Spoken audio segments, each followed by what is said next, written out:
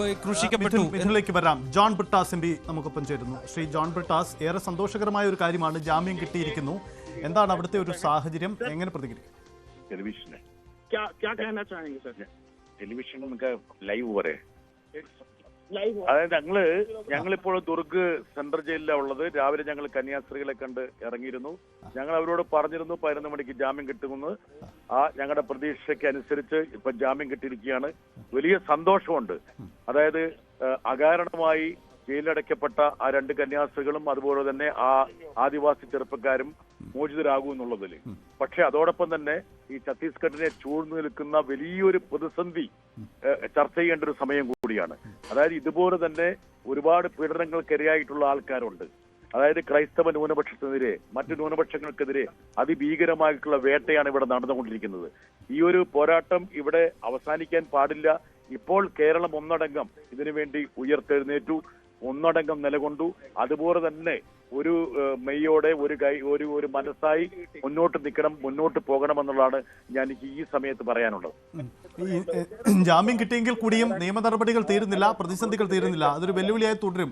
എന്താണ് ഈ തുടർ നീക്കം? ഏത് തരത്തിലുള്ള പിന്തുണ കേരളത്തിന്റെ ഒരു ഉറപ്പിക്കാര്യത്തിൽ ഉറപ്പുവരുത്താൻ കഴിയും നമുക്ക്? അതായത് ഈ FIR കോഷ് ചെയ്യുക എന്നുള്ളത് വളരെ പ്രധാനമാണ്. അത് മാത്രമല്ല, അതായത് മനുഷ്യക്കടത്ത്, മതപരിവർത്തനം എന്നുള്ള ഗുരുതരമായിട്ടുള്ള കേസുകൾ, കള്ളക്കേസുകളാണ് ചുമത്തിയിരിക്കുന്നത്. അതുകൊണ്ട് ഈ പറയുന്ന ജാമ്യം എന്ന് പറയുന്നത് ഭാഗികമായിട്ടുള്ള വിജയം മാത്രമാണ്. പക്ഷെ ഇനിയാണ് ഈ പോരാട്ടം കിടക്കുന്നത്. ഇത് ഈ FIR മാത്രമല്ല, നിരവധി FIRകളുണ്ട്. ഈ ഛത്തീസ്ഗഡിൽ എത്രയോ വർഷങ്ങളായിട്ട് ഈ ന്യൂനപക്ഷങ്ങൾക്കെതിരെ വേട്ട നടന്നുകൊണ്ടിരിക്കുകയാണ്.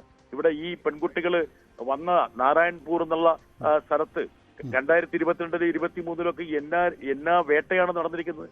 അപ്പൊ അതുകൊണ്ട് ഈ ഭീകരാന്തരീക്ഷം മാറണം, അതിനെതിരെ പോരാടണം. ഇന്ന് പോലും ഇവിടെ ഞങ്ങൾ ഈ ദുർഗയിലുള്ള ഈ ജയിലിൽ നിൽക്കുമ്പോൾ ഇവിടെ പ്രചരിച്ചിട്ടുള്ള ഡിജിറ്റൽ പോസ്റ്റർ ഉണ്ടായിരുന്നു, വാട്സപ്പ് പോസ്റ്റർ ഉണ്ടായിരുന്നു. ഈ 2 കന്യാസ്ത്രീകളുടെ പടം വെച്ച് ഇവരെ ഭീകരരെ ആയിട്ട് തുലനം ചെയ്ത് ഇവർ മനുഷ്യക്കടത്ത് നടത്തുന്നു എന്നുള്ള രീതിയിലുള്ള പ്രചരണങ്ങൾ അവിടെ നടന്നുകൊണ്ടിരിക്കുന്നത്. ഇത് ഞങ്ങൾ ആഭ്യന്തരമന്ത്രിയെ കണ്ടതിന്റെ പശ്ചാത്തലത്തിലും വലിയ സമ്മർദ്ദവും വലിയ പ്രതിഷേധവും ഉയർന്നതിന്റെ പശ്ചാത്തലത്തിലാണ് ഇപ്പോൾ ഇതിനൊരു ശ്രദ്ധ കിട്ടിയിരിക്കുന്നത്. പക്ഷേ ഇതുപോലുള്ള അനേകം കേസുകൾ ഇവിടെ ഉണ്ട്. വളരെ നന്ദി ജോൺ ബ്രിട്ടാസ്.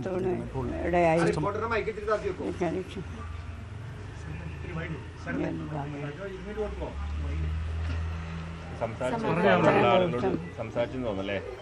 മകനൊക്കെ അവിടെയുള്ള ആളുകൾ സംസാരിച്ചു തോന്നല്ലേ?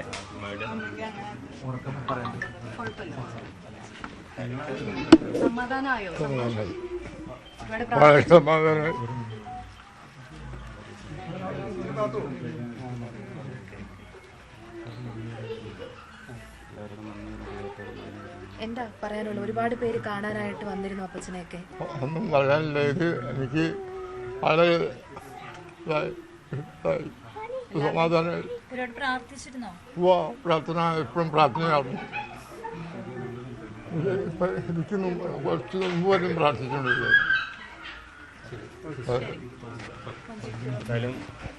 കഴിഞ്ഞ 9 ദിവസമായി നമ്മൾ ഇതിന്റെ പിറകിലുണ്ട്. അത് ആദ്യമേ ദൈവത്തോട് ഞങ്ങൾ നന്ദി പറയുന്നു. അതോടൊപ്പം തന്നെ ഇതിനു വേണ്ടി ഞങ്ങളുടെ ഒപ്പം നിന്ന എല്ലാ ഭരണാധികാരികളോടും ഒപ്പം സഭാ നേതാക്കളോടും നന്ദി പറയുന്നു. പിന്നെ ഞങ്ങളുടെ MLA ഈ സംഭവം അറിഞ്ഞ അന്ന് മുതൽ ഞങ്ങളോടൊപ്പമുണ്ട്. ഈ നിമിഷം വരെ, വിധി പറയുന്നവരെ ഞങ്ങളുടെ ഒപ്പം നിന്ന് MLA ഞങ്ങൾ പ്രത്യേകം നന്ദിയോടെ ഓർക്കണു. ഒപ്പം പ്രത്യേകം MLAക്ക് വേണ്ടി നന്ദി പറയണു. ഞങ്ങളുടെ കുടുംബത്തോടൊപ്പം MLAയുടെ ഒരു വിഷമമായി കണ്ട്, MLAയുടെ കുടുംബത്തിലൊരു അംഗത്തെ പോലെ കണ്ട് ഞങ്ങളോടൊപ്പം നിന്ന് MLAക്ക് പ്രത്യേകം നന്ദി. എല്ലാ ജനപ്രതിനിധികളും വിവിധ രാഷ്ട്രീയ പാർട്ടിയുടെ പ്രതിനിധികളും എല്ലാവരും തന്നെ ഇത് പൊതുവായൊരു പ്രശ്നം എന്നുള്ള രീതിയിൽ ഞങ്ങളുടെ കുടുംബത്തോടൊപ്പം നിന്നു. അത് ഞങ്ങൾക്കൊരു കരുത്തായിരുന്നു, ഒരു ആശ്വാസമായിരുന്നു. വിവിധ സന്നദ്ധ സംഘടനകൾ, അതുപോലെ പ്രാദേശിക നേതാക്കൾ, ബന്ധുമിത്രാദികൾ, അതുപോലുള്ള മീഡിയ, ഇതൊക്കെ ഈ വിഷയം അറിഞ്ഞ അന്നു മുതൽ ഇതൊരു പൊതുവായൊരു പ്രശ്നമാണെന്നുള്ള രീതിയിൽ വളരെ രീതിയിലുള്ള പ്രതിഷേധം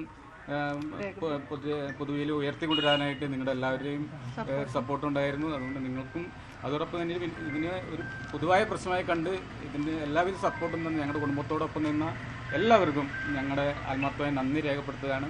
അതോടൊപ്പം തന്നെ ഇതിപ്പോൾ എല്ലാവർക്കും ഒരു കൃത്രിമമായി ഉണ്ടായ സാങ്കേതികമായി ഉണ്ടായ ഒരു കേസാണെന്നൊക്കെയാണ് പൊതുവെ എല്ലാവരും ഇപ്പോൾ നമുക്ക് എല്ലാവർക്കും മനസ്സിലായിരിക്കുന്നത്. അപ്പോൾ ഇതിൻ്റെ കൂടുതൽ നടപടിക്രമങ്ങളിലേക്ക് ബാക്കി നീണ്ടുപോകാതെ ഈ കേസ് തന്നെ പിൻവലിക്കണമെന്നാണ് ഞങ്ങളുടെ കുടുംബത്തിൻ്റെ ഒരാവശ്യം. ഇതിനു വേണ്ടി പ്രാർത്ഥനാ സഹായങ്ങൾ പറഞ്ഞ നിരവധി ലക്ഷക്കണക്കിന് ജനങ്ങൾ നമ്മുടെ കൂടെ നിന്നു. നാനാജാതി മതവിഭാഗത്തിൽപ്പെട്ട ലക്ഷക്കണക്കിന് ആളുകൾ ഞങ്ങൾക്ക് വേണ്ടി പ്രാർത്ഥിച്ചിട്ടുണ്ട്.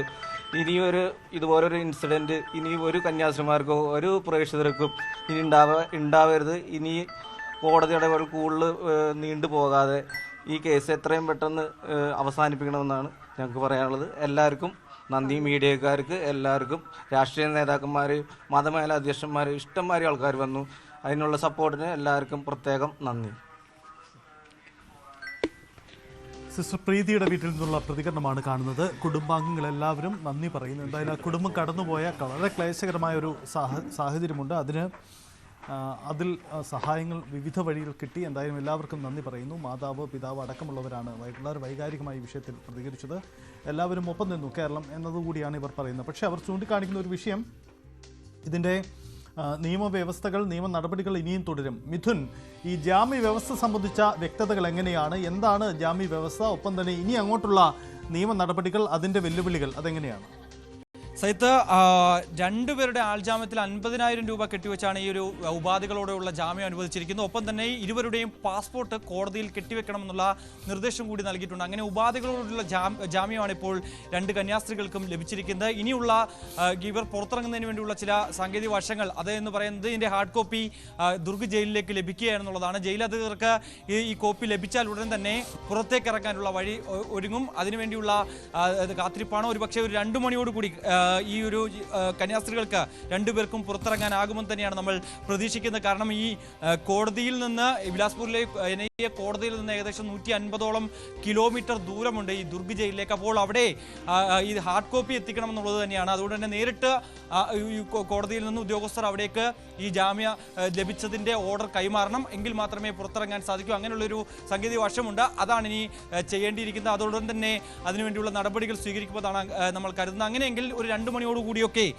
ഈ കന്യാസ്ത്രീകൾക്ക് പുറത്തിറങ്ങാനാകുമെന്ന് തന്നെയാണ് നമ്മൾ പ്രതീക്ഷിക്കുകയും ചെയ്യുന്നത്. ഒപ്പം തന്നെ ഇത് പ്രതിപക്ഷ MPമാരെ സംബന്ധിച്ച്, അല്ലെങ്കിൽ പ്രതിപക്ഷ നേതാക്കളെ സംബന്ധിച്ചൊക്കെ വലിയ വിജയമായി ഇതിനെ കണക്കാക്കാം. ഒപ്പം തന്നെ ഇപ്പോൾ ഈ കുടുംബം പറഞ്ഞു വെച്ചതുപോലെ തന്നെ MLA, അതായത് അങ്കമാലി MLA റോജി എം ജോണിന് നന്ദി പറയുന്ന ഒരു കാഴ്ച നമ്മൾ കണ്ടു. അവരുടെ വാക്കുകൾ കേട്ടു. ഈ സംഭവം ഉണ്ടായ അന്ന് മുതൽ തന്നെ തങ്ങളുടെ കുടുംബത്തിലെ ഒരു അംഗത്തെ പോലെ തന്നെ MLA ഒപ്പമുണ്ടായിരുന്നു. ഒപ്പം തന്നെ മറ്റ് MPമാർ, അതായത് ഇടതുപക്ഷത്തിൻ്റെ MPമാരും UDFിൻ്റെ MPമാരും MLAമാർ ഉൾപ്പെടെയുള്ളവരെല്ലാം തന്നെ ഇവിടെ ഈ ദുർഗ് ജയിലിലും ഒപ്പം തന്നെ ബിലാസ്പൂരിൽ NIA കോടതിക്കും പരിസരത്തും ഒക്കെ തന്നെ ഉണ്ടായിരുന്നു. കഴിഞ്ഞ കുറച്ച് ദിവസങ്ങളായി ഇവരെല്ലാം തന്നെ അവിടെ ചെലവഴിക്കുന്ന സാഹചര്യം ഉണ്ടായിരുന്നു. ഒപ്പം തന്നെ BJPയുടെ പ്രതിനിധികൾ അവിടെ ഉണ്ടായിരുന്നു. ഷോർട്ട് ജോർജും അനൂപ് ആന്റണിയും ഉൾപ്പെടെയുള്ള നേതാക്കളും അവിടെ ഉണ്ടായിരുന്നു എന്നുള്ളത് തന്നെയാണ്. ഒപ്പം തന്നെ ഈ NIA കോടതി ഈ കേസ് പരിഗണിക്കുമ്പോൾ കഴിഞ്ഞ ദിവസം സഭാ നേതൃത്വം ചില നിർദ്ദേശങ്ങൾ മുന്നോട്ട് വെച്ചിരുന്നു. അതായത് സെഷൻസ് കോടതിയിൽ ഈ കേസ് പരിഗണിച്ചപ്പോൾ വലിയ രീതിയിലുള്ള നാടകീയ രംഗങ്ങൾക്ക് സാക്ഷ്യം വഹിച്ചിരുന്നു. അപ്പോൾ ബജ്രംഗ്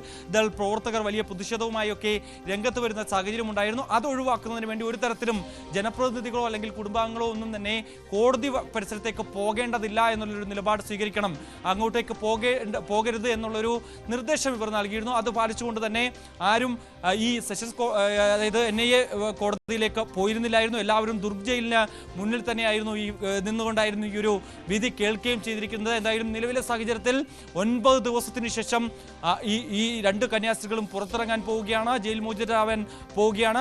അതിൽ ഏറ്റവും പ്രധാനപ്പെട്ട കാര്യം